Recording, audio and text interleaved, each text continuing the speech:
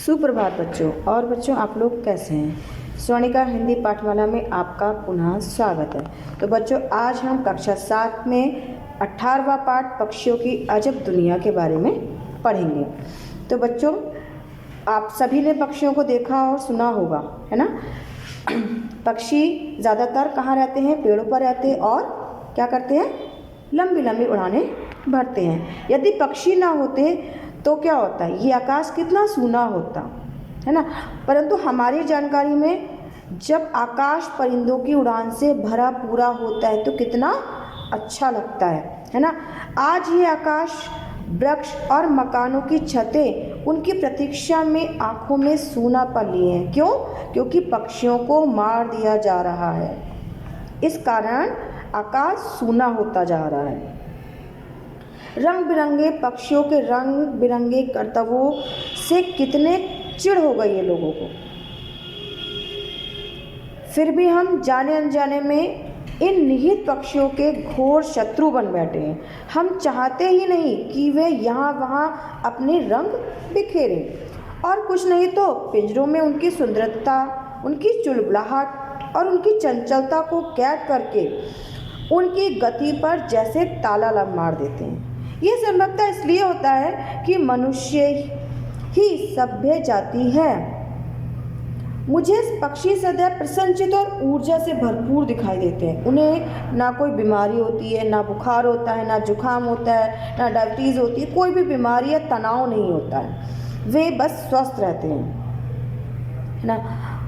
मरना मंजूर, परंतु पक्षियों का क्या है? मरना मंजूर है, परंतु कृत्रिम वातावरण में नहीं जी पाएंगे। मतलब उन्हें क्या है? मरना मंजूर है, लेकिन वो क्या है? खुले वातावरण में ही रहेंगे। हमें उनमें यही बड़ी अंतर है, समानता है कि हम मन की कल्पनाओं को साकार करते हुए कल्पित वातावरण में बीमारियों को न्योता देते हुए कृत्रिम सांस और कृत्रिम मुस्कुराहट को लिए शरीर का बोझा ढोते रहते हैं। पक्षी ऐसा नहीं करते। उनकी अपनी वास्तविक दुनिया है। वे हमेशा इतने व्यस्त रहते हैं, यहाँ से वहाँ उड़ते हुए, कभी फुदकते, कभी चहचहाते और सुरीली तान छेड़ते हुए। आपने देखा है कि वे पानी में छपाछप किस प्रकार से हमको संवारते रहते हैं। आपने देखा वो अपने परों से जो है पानी को छप छप करते हैं। इन प्यारी आदतों और खुशियों से भरी चहचहाहट के कारण पक्षी इतने अच्छे लगते हैं। इनके बिना दुनिया कितनी बेरंग और फीकी हो जाएगी। पक्षियों के पर तरह तरह के रंगों और नमूनों के होते हैं। ये कोमल भी बहुत होते हैं। पक्षियों का रंग प्रायः या तो पेड़ पौधों के रंग से मेल खाता है या भूमि के रंग से मेल खाता है, इसीलिए वे एकदम दिखाई नहीं देते। इसी प्रकार जीव जंतु से उनका बचाव भी होता है। अपने रंग के कारण वो अपना बचाव भी करते हैं। तीतर और बटेर जो खेतों में आते जाते रहते हैं, भूरे रंग के परों से ढके रहते हैं। ऊपर काले रंग के छींटे भी होते हैं। इन रंग के कारण ही वे बहुत पास से भी आसानी से दिखाई नहीं देते। अब तुतिहर आदि, यानी कि चहा और तुतिहर एक पक्षी है बच्चों। ये पक्षी आदि कुछ पक्षी घास फूस या झड़ी हुई पत्तियों के बीच रहते हैं। अपने पर इनके पर कैसे होते हैं? चित्तीदार होते हैं। अपने परों से ही अपने शरीर को ढके रहते हैं। इस पर टेढ़ी मेढ़ी लकीरें और धब्बे होते हैं। इनका यह रंग उस धरती या वनस्पति से मेल खाता हुआ होता है। उनके रंग चटक नीले, हरे, पीले या लाल होते हैं और धूप में इतना चमकते हैं कि शत्रु की आंखें भी चौंधिया जाएं। पक्षियों का रंग योजना उन्हें छिपाए रहती है और वास्तव में यह उनके जीवन को बचाने की एक प्राकृतिक व्यवस्था है। पक्षी मनुष्य के इतने बड़े सहायक हैं, मतलब वो मनुष्य का इस प्रकार से सहायता करते हैं कि आप इस बात से कुछ जान नहीं सकते कि पक्षी कृषि के हानिकारक कीड़ों, कीट पतंगों आदि का सफाया करते हैं। वो क्या करते हैं, कृषि हमारी खेती में जो कीड़े हमारी खेती को, कृषि को नुकसान पहुंचाते हैं, उन्हें खा जाते हैं। वे एक पत्ती भी नहीं छोड़े और सारा संसार रेगिस्तान बन जाए। ऐसे कीड़े होते हैं कि वो सारा खेत, सारी कृषि को ख़त्म कर देते हैं, एक पत्ती भी नहीं छोड़ते कि वो भूमि रेगिस्तान की तरह हो जाती है। तो पक्षी क्या करते हैं, इन कीड़ों को खाकर हमारी सहायता करती हैं। कीड़े मकोड़े, कीट पतंगों का नाश करके पक्षी हमारी बहुत बड़ी सहायता करते हैं। ये पक्षी क्या करते हैं, उड़ते हुए कीड़ों को पकड़ने में, मतलब उड़ते हुए कीड़ों को भी पकड़कर खा जाते हैं। कौन से पक्षी होते हैं, वो होते हैं अवाबील और बबीला।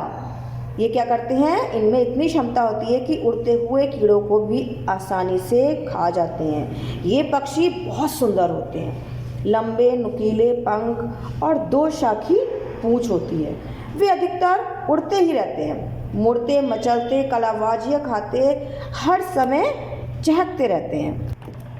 इधर उधर आगे पीछे उड़ते हुए ये पक्षी रास्ते में मिलने वाले उड़ते कीड़ों को पकड़कर खा जाते हैं। प्यास लगते ही पानी के पास पहुंच जाते हैं। ये उड़ते उड़ते ही पानी भी पी लेते हैं। उड़ते समय तो ये चुस्त रहते हैं, लेकिन बैठे हुए सुस्त और लाचार से दिखाई देते हैं। तब ये ना तो खुदक सकते हैं और ना ही दौड़ सकते हैं, क्योंकि इनके पैर बहुत छोटे और नाजुक होते हैं। ठीक है बच्चों, अब देखिए चील और बाज के बारे में जानते हैं। चील, बाज तथा अन्य शिकारी पक्षी किसानों को बहुत बुरे लगते हैं। क्यों बुरे लगते हैं, क्योंकि वे उनके मुर्गे, मुर्गियों व अन्य पालतू पशु पक्षियों को चुरा ले जाते हैं, परंतु साथ ही साथ वे फसल को नुकसान भी पहुंचाते हैं। देखिए कैसे, जंगली चूहे, चूहियों तथा गिलहरियों को भी खा जाते हैं। बाज खरगोश व छोटे बंदरों का भी शिकार कर डालते हैं। ये शिकारी पक्षी कुछ अन्य पक्षियों की जान भी बचाते हैं। ये उन सांपों तथा अन्य जंतुओं का शिकार कर डालते हैं जो पक्षियों के अंडे बच्चों को खा जाते हैं। ये मनुष्य के कुछ घातक रोगों की भी रोकथाम करते हैं। कैसे करते हैं, ये ऐसे जानवरों तथा कीड़ों को खा जाते हैं जिनमें रोगाणु पाए जाते हैं। कुछ पक्षी बीच बीच में रुक रुक कर यात्रा करते हैं ताकि थकान ना हो जाए। कुछ पक्षी ऐसे भी होते हैं जो बिना रुके लंबी लंबी यात्राएं पूरी कर लेते हैं। कुछ पक्षी केवल दिन में उड़ते हैं तो कुछ रात में उड़ते हैं। कुछ दिन और रात दोनों समय उड़ते हैं, किंतु अधिकतर पक्षी सूर्यास्त के बाद तेजी से अपनी यात्रा पर बढ़ते जाते हैं। मतलब सूर्यास्त होने के बाद ही वो उड़ते हैं और बहुत तेजी से आगे बढ़ते जाते हैं। भारत में आने के मुख्य मार्ग हिमालय के उत्तर पश्चिमी और उत्तर पूर्वी दरों में से है, किंतु बहुत ऊंचा उड़ने वाले कुछ पक्षी हिमालय का चक्कर ना लगाते हुए सीधे उसकी ऊंची ऊंची चोटियों को ही पार करके आते हैं। अब देखिए बच्चों, रॉबिन चिड़िया के बारे में पढ़ते हैं। रॉबिन चिड़िया गौरैया के बराबर होती है ना। ये देखने में बिल्कुल गौरैया की तरह लगती है। यह हिमालय प्रदेश तथा मध्य एशिया से चक्कर लगाकर भारत के मैदानों में आ जाती है। एक प्रकार की फुदकी और गौरैया की भी आदि होती है। ये क्या करती है, 3200 किलोमीटर तक की लंबी यात्रा करके आती है। यात्रा में बहुत से पक्षियों को जाने भी चली जाती हैं। क्या होता है, वो किसी न किसी तार से, किसी चीज़ से उलझ जाते हैं और मर जाते हैं, तो इस यात्रा में बहुत से पक्षी अपनी जान भी खो देते हैं।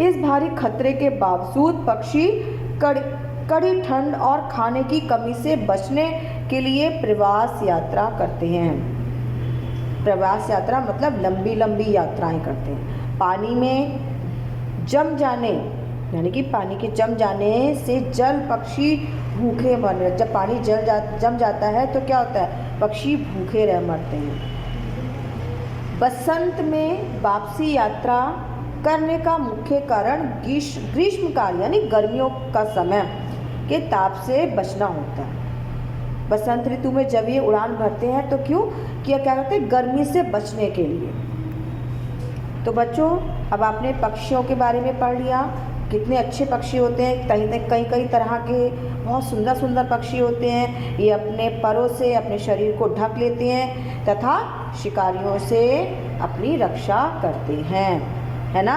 अन्य शिकारी पक्षियों से, पशुओं से अपनी रक्षा करते हैं। तो बच्चों, ये था हमारा इस पाठ का छोटा सा अनुवाद तथा अब आप इसे बहुत अच्छे से पढ़िएगा और समझिएगा। धन्यवाद।